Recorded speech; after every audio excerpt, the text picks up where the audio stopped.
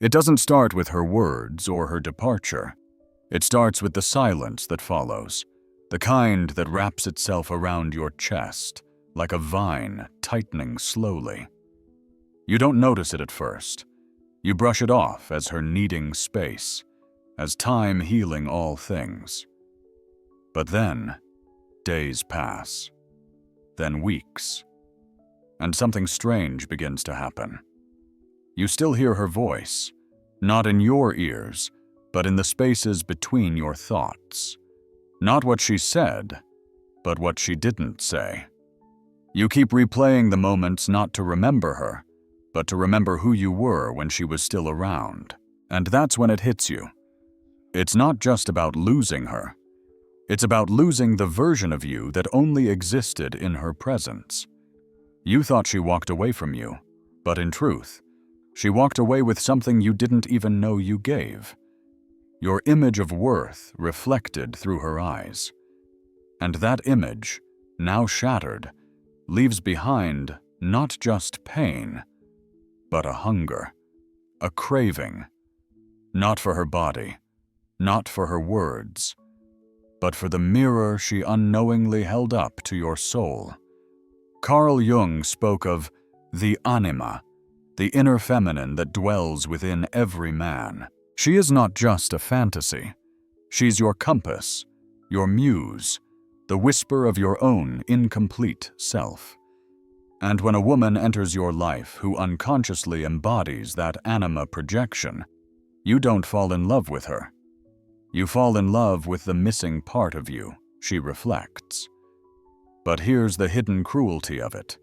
When she walks away, she doesn't just leave. You implode.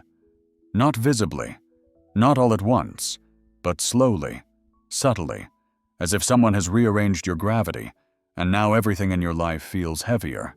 You begin to mistake loss for depth, longing for love, and pain for proof that she mattered. And yet, there's something spiritual in the void, something sacred in the ache, because the moment she disappears is also the moment something ancient inside you begins to awaken. A door creaks open. A question rises. Who was I before I found her? Who am I now without her gaze to define me? You start to remember dreams that had nothing to do with her. You recall your own forgotten rituals. Coffee at sunrise, the smell of books, the music you once played when no one was around. These memories don't comfort you. They haunt you. Because they whisper a painful truth. You abandoned parts of yourself long before she ever did. And so you begin to feel her absence not as an emotional loss, but as a spiritual vacuum. A missing space once filled by your own unclaimed self. There's a reason men obsess over the woman who walks away. It's because her departure awakens something terrifying. The realization that your sense of being alive was outsourced to someone else. She didn't steal it. You gave it willingly. And now the retrieval feels like pulling your soul through thorns. You try to replace her. You chase new bodies, new smiles, new voices. But none of them reflect the same light. Because it wasn't about her in the first place. It was about what she unknowingly reflected back to you, the mystery of your own inner world. The first emotional peak crashes here, where you sit alone and understand that your craving for her is a craving for yourself, long hidden under layers of approval-seeking and silent compromises. And it breaks you, not into pieces, but into possibility. Then, a softer moment. A second, quieter peak. You recall a time when you looked at her not with desire, but with awe. When her silence said more than her voice. When her presence didn't complete you, it challenged you. And maybe that's why it hurt more when she left. Because somewhere, deep inside, you knew she was never meant to stay. She was a message disguised as a person. And here's where the paradox unfolds. What if the love you felt wasn't about the future you imagined, but about the part of your soul she briefly lit up before fading? What if her gift wasn't her love, but her absence? You still feel her in the room when the lights are low. You still hear the echo of her laughter in your dreams. But maybe you're not haunted. Maybe you're just awakening to the hollow places you once tried to fill with someone else's presence. The void she left behind is not empty. It is sacred. A sacred hunger, a sacred space, a sacred beginning. And that's what makes you crave her, not because she was everything, but because she showed you everything you're still afraid to face within. Why does the pain linger longer than the memory? Why does her silence echo louder than her love ever did? The questions don't resolve. They deepen. And so the journey begins, not to find her again, but to find the parts of you she left illuminated. You don't miss her. You miss how she made you feel, like someone worth being seen. You say it's about her scent, her voice, her warmth. But beneath all of that, if you're honest, what you're truly craving is your reflection inside her eyes.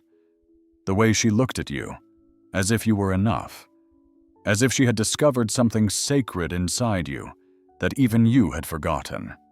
And that's the illusion you're trying to resurrect. Not the woman, but the man you became in her presence. There's a strange thing that happens when you fall for someone deeply. Your mind doesn't just connect to theirs, it merges. You stop seeing them clearly, and instead you start seeing yourself through the lens of their attention. Her gaze becomes your mirror, her approval becomes your compass, and her absence becomes your unraveling. Carl Jung warned us, the most terrifying thing is to accept oneself completely. And yet, most men avoid this by seeking wholeness in another. You didn't fall for her because she was perfect. You fell for her because she reflected back the parts of you that you had disowned, repressed, or buried. Her love felt like coming home, not to her, but to yourself. But here's the trap. When she walks away, the mirror shatters, and you confuse the broken glass with grief, when it's really about identity. You are not mourning a person. You are mourning a version of you that you only allowed to exist when she was watching. This is the part no one tells you about heartbreak. It's not just emotional.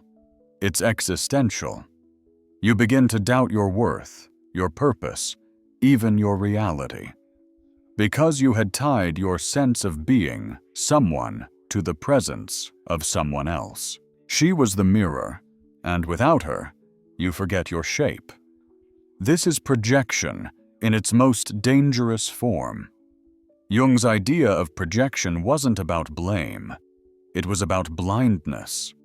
When you project, you lose sight of what's yours. You assign your inner world to someone else, and then try to possess them to feel whole. That's not love. That's spiritual amnesia. You didn't crave her. You craved the part of you she mirrored. The gentle part, the wild part, the unguarded part, the boy who still believed in wonder. The man who didn't need to explain himself. She awakened it, yes, but it was always yours. And here comes the first emotional peak of this section. The moment you realize that even if she walked back through your door, even if she whispered your name again in the dark, it wouldn't fix the ache. Because what's broken isn't the bond between you and her. It's the bond between you and yourself. Then softer, subtler, the second peak arrives in a moment of clarity. You remember a time before her. Maybe you were sitting by a window in silence. Maybe you were walking alone with no destination. And you felt whole. Not because someone loved you, but because you weren't chasing yourself in someone else's body. And yet the deeper you look, the more you begin to see her not as a woman, but as a mirror. And every time you try to replace her, you're not looking for love. You're looking for a new mirror that reflects the same lost image. But here's where it gets mystical. There's an ancient idea found in many esoteric traditions, the law of reflection. It says that every person you are deeply drawn to carries a frequency that matches something within you, something sleeping. And their purpose is not to stay, but to wake it up. Once that part of you is activated, the outer form may disappear, but the inner flame has already been lit. She was not the fire. She was the match. This is why it hurts, because the match burns quickly. It's not meant to stay. It's meant to ignite. So what do you do now when the mirror is gone? You go in search of your reflection, but not in others. In water, in journals, in stillness, in prayer. You relearn your shape without needing someone else to trace your outline. And here comes the unresolved question, the one that has no easy answer. If every powerful connection is just a reflection of something within, how do you ever know what's real? Was she love, or just a symbol of your readiness to love? There's no conclusion to that. Only a soft curiosity that leads you deeper inward.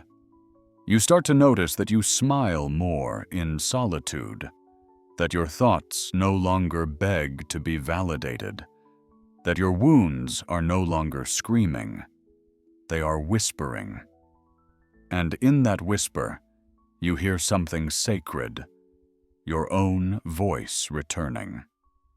And now, like a callback from the last section, you revisit the moment she walked away. Only now, instead of collapse, you feel stillness. Instead of ache, you feel awe. Because she didn't abandon you. She released you from the illusion that you needed someone else to feel whole. You don't miss her. You miss the mirror. But mirrors break, and your soul remains. She becomes more beautiful in memory than she ever was in person, not because you're delusional, but because your psyche has crowned her with gold. She no longer walks, breathes, or doubts like a human being. She floats, untouchable, glowing with the sacred ache of everything you never said, never did, never understood. She has become a myth. And you are the silent worshiper, kneeling at the altar of a woman who may no longer even exist in the form you remember. This is the strange alchemy of desire. Reality fades, and the image sharpens. You don't crave her. You crave the idea of her. The muse. The one who didn't stay.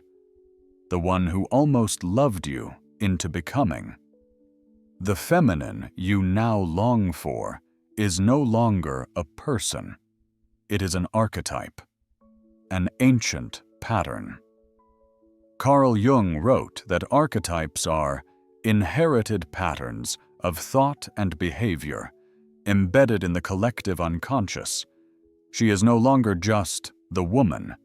She has merged with the archetype of the anima as muse, the one who inspires, eludes, devastates, and awakens.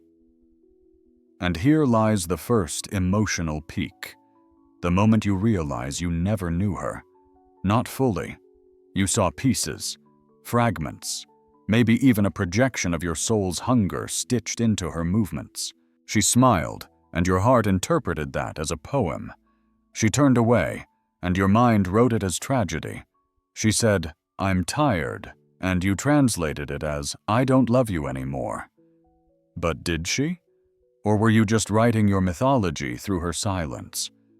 The muse isn't meant to stay. In almost every myth, she appears briefly, strikes the hero with vision or pain, then vanishes, often without explanation. You keep trying to resurrect her through texts she'll never reply to, songs she'll never hear, people who never carry her frequency. But you can't chase the divine. You can only receive it when it descends. And when it leaves, you bow. And yet there's something sacred in that bow, because it bends you inward. The more you mythologize her, the more your unconscious is actually asking, what does she symbolize? What unfulfilled yearning has she come to represent? What part of your soul did she trigger by leaving? This is where the mystical idea of the sacred wound enters. Found in ancient spiritual traditions and modern psychology alike, it suggests that certain losses aren't meant to be healed. They're meant to stay open, like portal, because through that wound, grace enters. Through that wound, a man becomes aware of his depth, not to bleed forever, but to awaken. The second emotional peak comes not in pain, but in surrender. You stop trying to reach her. You stop assigning her a role she never auditioned for.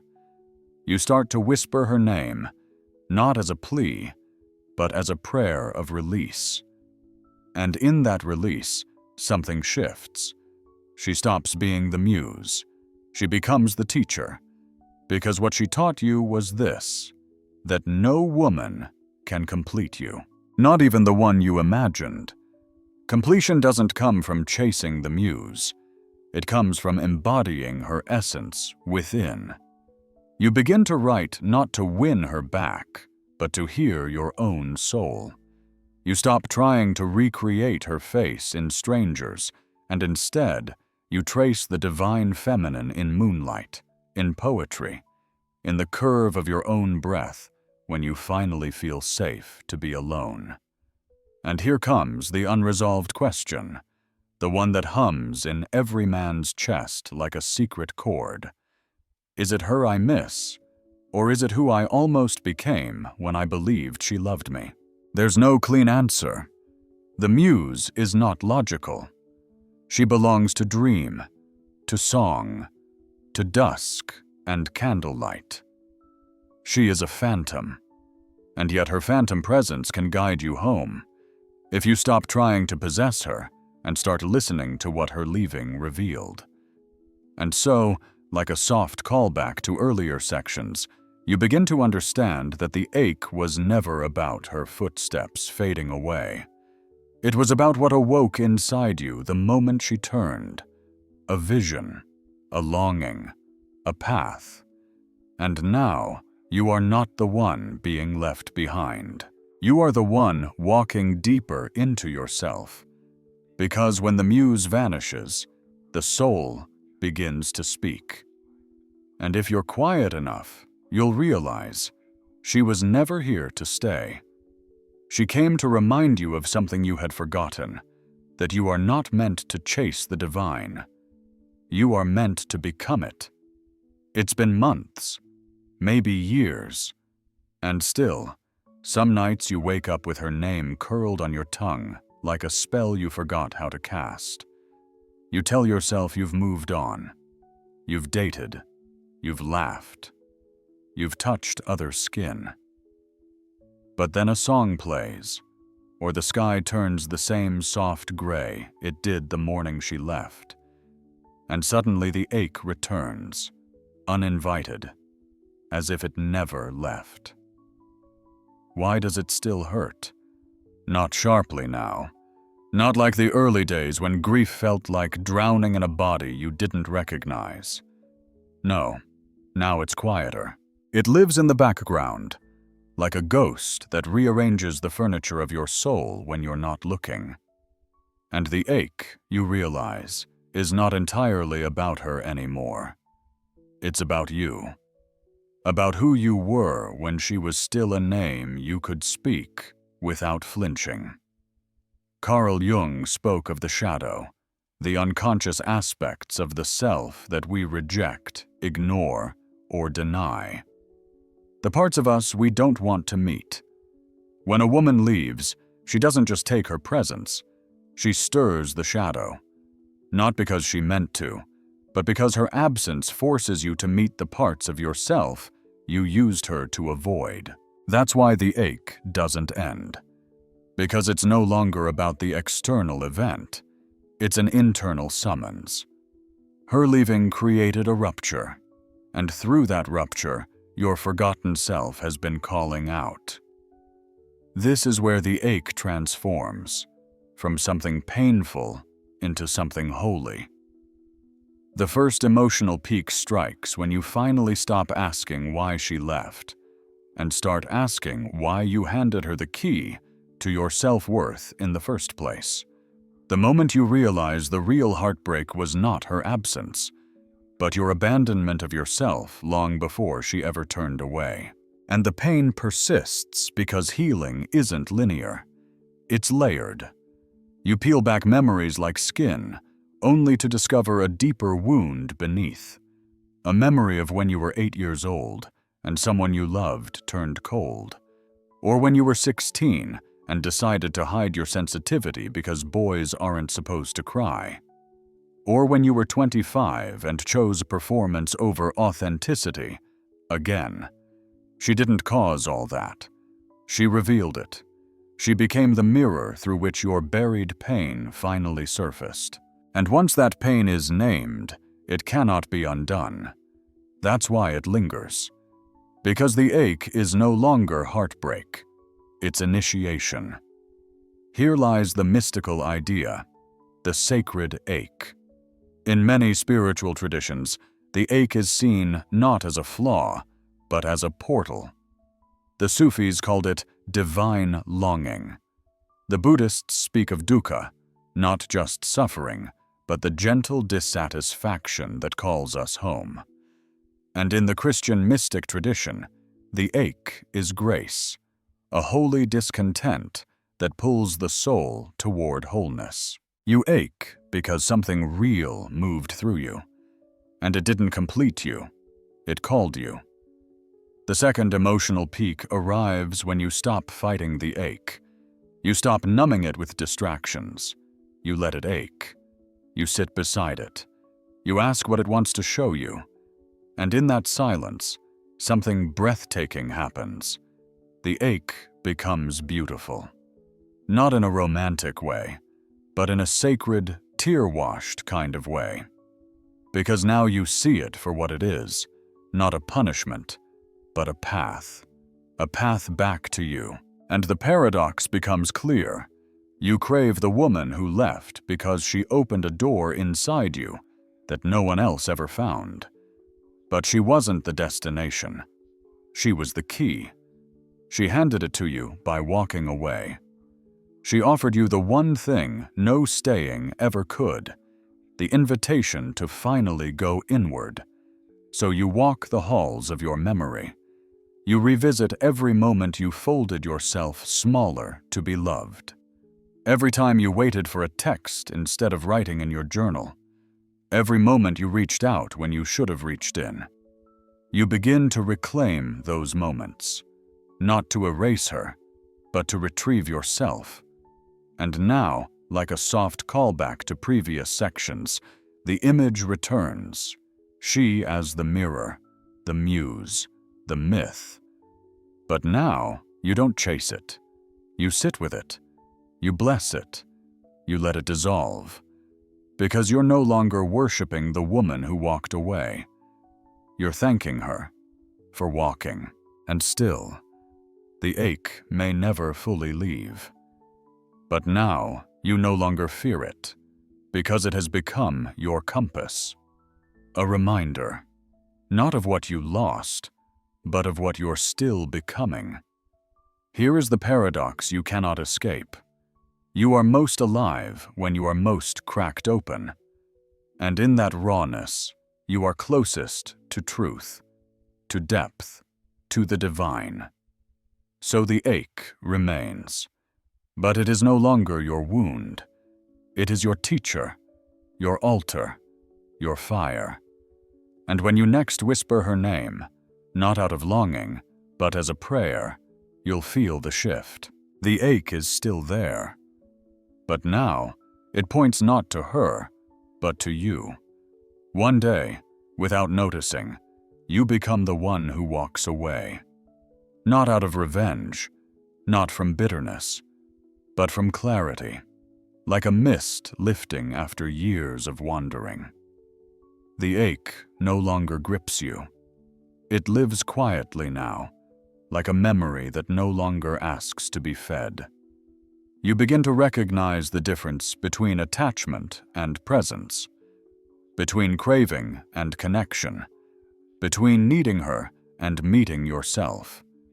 There is no dramatic moment, no grand announcement, just a slow turning inward, a quiet step beyond the echo of her name. And in that space, something shifts. You stop searching for her in others. You stop rehearsing the story of her departure. You stop holding your breath for closure that will never come. And then, almost without meaning to, you become what she once was to you. A mirror, a mystery, a myth. You begin to carry the stillness that used to intoxicate you. The same stillness that once haunted you in her absence now lives in your presence. Carl Jung called this the process of individuation, the integration of all the fragmented parts of the self into a complete, unified being. Not perfect, but whole. Not without scars, but conscious of them. You are no longer waiting to be reflected. You are the reflection. The first emotional peak of this final passage comes when someone new looks at you the way you used to look at her. Their eyes linger. Their smile invites. But this time, something is different. You don't fall. You see the projection forming, the temptation to once again hand over the mirror of your worth. But instead of giving it away, you hold it steady. You see the beauty in them, but you no longer lose yourself inside it. And then a softer moment. The second peak. You're standing alone, maybe in a bookstore or beneath a rain-washed sky, and you feel something unexpected. Peace. Not because you've healed completely, but because you no longer need to. You're not chasing healing. You're living it. You begin to live from a new center. A center that doesn't revolve around who stays or who leaves. A center that doesn't negotiate its worth based on someone else's gaze. And from that place, you begin to walk, not away from others, but toward yourself. This is the twist. The one you once longed for, now longs for someone like you. Not you, necessarily, but the you who has become sovereign, spacious, and soft. And that may be the quiet justice of it all. Not that she returns, but that you no longer wait. You embody the very thing you once craved. The calm mystery, the holy silence, the rooted presence. You are no longer the boy begging to be chosen. You are the man who chooses, without grasping. Without guilt, you don't leave behind broken hearts to prove your power. You leave behind mirrors so others can see themselves more clearly. And here enters the mystical closure, the masculine-feminine union, not in romance, but within. You realize you were never missing a woman. You were missing your own feminine, your softness, your intuition, your capacity to receive instead of always pursuing. By integrating her essence, you reclaim yourself. And here comes the final unresolved paradox. Can you still love her while letting her go completely? The answer isn't yes or no. It's both. You carry her like a song you no longer need to play out loud, but that still lingers in your breath when the wind is right. So you walk, not away from life, or from love, or from the ache. You walk with it all. You walk as someone who has finally stopped waiting to be seen, because now you see yourself. You are the one who once knelt at the altar of the muse. Now you are the altar. You are the one who once burned for her gaze. Now you are the fire. You are the one who once begged for love. Now you are the source. And perhaps the most haunting thing of all is this: someone, somewhere, will ache for you the way you once ached for her. They will write poems about your silence. They will dream of your shadow. They will wonder why you walked away, not knowing that you didn't leave them. You returned to you. So now you sit here, in the stillness after the storm. The noise has faded. The longing no longer pulls. And for the first time in a long time, you are not reaching outward. You are resting inward. This is the quiet after the craving, the place beyond needing. You look back, not with regret, but with reverence. Every ache, every silence, every moment of unraveling, it all pointed you here, to this sacred center, to this home within your own breath. You don't need her to return. You don't need the pain to end. You don't need the answers to come wrapped in closure. You simply need this moment, this breath, this presence. And maybe that's the most profound awakening of all. That healing isn't about forgetting the woman who walked away. It's about remembering the man who stayed. The one who kept breathing. The one who kept loving. The one who kept showing up, even in the hollow echo of her name. You are not what you lost. You are what you found through the loss. So be gentle with yourself. Be proud of yourself. You walked through fire and came out softer, not harder. And that softness, that radiant, rooted softness, is your superpower. Let her go. Let her memory bless you. Let your own presence guide you forward.